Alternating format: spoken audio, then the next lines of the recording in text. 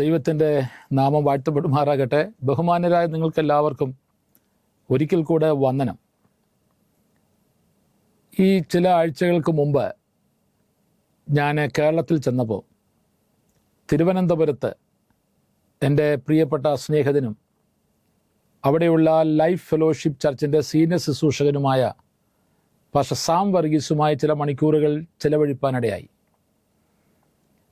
അപ്പം ഞങ്ങളുടെ കോൺവെർസേഷനിൽ, ഞങ്ങളുടെ സംസാരത്തിൽ പല വിഷയങ്ങളൊക്കെ വന്നെങ്കിലും ഏറ്റവും പ്രധാനപ്പെട്ട ഞങ്ങൾ രണ്ടുപേരും വളരെ കൺസേണോടുകൂടെ സംസാരിച്ചൊരു വിഷയം, നമ്മുടെ സമൂഹത്തിൽ,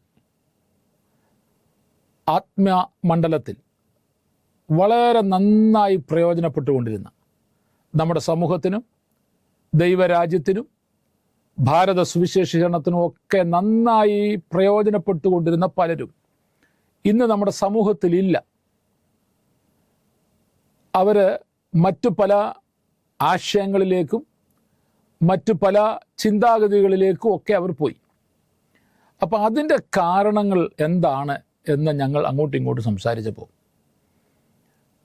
പ്രിയപ്പെട്ട സാം വർഗീസ് പാസ്റ്റർ എന്നോട് പറഞ്ഞത്, നമുക്ക് കാരണങ്ങൾ കണ്ടെത്താനാണെങ്കിൽ ഒത്തിരി കാരണങ്ങൾ കണ്ടെത്താം. പക്ഷേ യഥാർത്ഥ കാരണം, അങ്ങനെയുള്ള അനുഗ്രഹിക്കപ്പെട്ട പലരും നമുക്ക് നഷ്ടപ്പെടുവാൻ യഥാർത്ഥ കാരണം നമ്മുടെ സമൂഹത്തിൽ അപ്പന്മാരില്ല, പിതാക്കന്മാരില്ല എന്നുള്ളതാണ്. നല്ല അപ്പന്മാരുണ്ടായിരുന്നെങ്കിൽ അവരാരും പോകില്ലായിരുന്നു.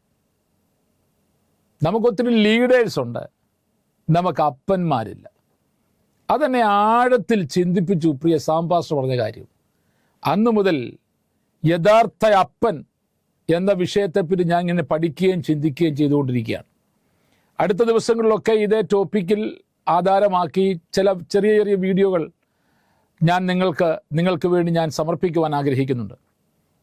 യഥാർത്ഥ അപ്പൻ, നമുക്ക് ഒത്തിരി ലീഡേഴ്സുണ്ട്, ഒത്തിരി വലിയ വലിയ ആൾക്കാരുണ്ട്, പക്ഷേ അപ്പന്മാരില്ല. ഇന്ന് നമ്മുടെ സമൂഹം നേരിടുന്ന ഏറ്റവും വലിയ വെല്ലുവിളി അതുതന്നെയല്ലേ? പല വീടുകളിലും ബയോളജിക്കൽ അപ്പന്മാരുണ്ടെങ്കിലും യഥാർത്ഥ അപ്പന്മാർ, അപ്പൻ്റെ മനസ്സുള്ളവർ ഒത്തിരി കുറഞ്ഞില്ലേ? ഞങ്ങളുടെ മിഷൻ്റെ അകത്താണെങ്കിൽ ഞാൻ പലപ്പോഴും ദൈവത്തെ സ്തുതിക്കാറുണ്ട്. വളരെ താഴ്മയോടുകൂടെ എൻ്റെ പ്രിയപ്പെട്ടവരുമായി പങ്കുവയ്ക്കുവാൻ ആഗ്രഹിക്കുന്നത്, ഈ ചിലപ്പോഴൊക്കെ മിഷൻ ലീഡേഴ്സിൻ്റെ ഒക്കെ കോൺഫറൻസ് നടക്കാറുണ്ട്. അപ്പം ആ മിഷൻ ലീഡേഴ്സിൻ്റെ കോൺഫറൻസുകളിലൊക്കെ ലീഡേഴ്സ് ചുറ്റും വട്ടം ഇരുന്നിട്ട് ഓരോരുത്തരും ഇങ്ങനെ പറയും, ഞങ്ങൾക്ക് ഇത്ര വർക്കേഴ്സുണ്ട്, ഞങ്ങളോട് ഇത്ര വർക്കേഴ്സുണ്ട്, 100 പേരുണ്ട്, 500 പേരുണ്ട്, 1000 പേരുണ്ട്. എൻ്റെ ഊഴം വരുമ്പോൾ ഞാൻ പറയാറുള്ളത്, എനിക്ക് ഒരു വർക്കറുമില്ല, കുറേ മക്കളുണ്ട്. സ്തോത്രം. ആ വലിയ ഒരു കാഴ്ചപ്പാട് ഫ്രം ദ വെരി ബിഗിനിങ് സ്വർഗത്തിലെ പിതാവ്, സ്വർഗത്തിലെ അപ്പൻ ഞങ്ങൾക്ക് തന്നു. ഇന്ന് നിത്യതയിൽ വിശ്രമിക്കുന്ന എൻ്റെ പ്രിയപ്പെട്ട വൈഫ് ജാനറ്റ് ആയിരങ്ങളുടെ അമ്മയായിരുന്നു. ഞാൻ ആയിരങ്ങളുടെ അപ്പനാണ്. ഞങ്ങളുടെ കൂടെയുള്ള ശുശ്രൂഷകന്മാർ പലരും എന്നെ ഡാഡി, പപ്പ, അപ്പ എന്നൊക്കെ വിളിക്കുന്ന ഒത്തിരി പേരുണ്ട്. അതിനായി ഞാൻ ദൈവത്തെ സ്തുതിക്കുന്നു. എല്ലാ മഹത്വവും ഞാൻ കർത്താവിന് കരയേറ്റുന്നു. എല്ലാ ദിവസത്തെയും പ്രാർത്ഥന അതുതന്നെയാണ്, അപ്പാ, പിതാവേ, എന്നെ നല്ലൊരു അപ്പനായി, ഒരപ്പൻ്റെ ഹൃദയമുള്ളവനായി ജീവിപ്പാൻ എനിക്കിടയാക്കണമേ. എല്ലാ ദിവസവും എൻ്റെ പ്രാർത്ഥന അങ്ങനെയാണ്. പ്രിയമുള്ളവരെ, നമുക്ക് ഈ വിഷയത്തെപ്പറ്റി ചിന്തിക്കാം.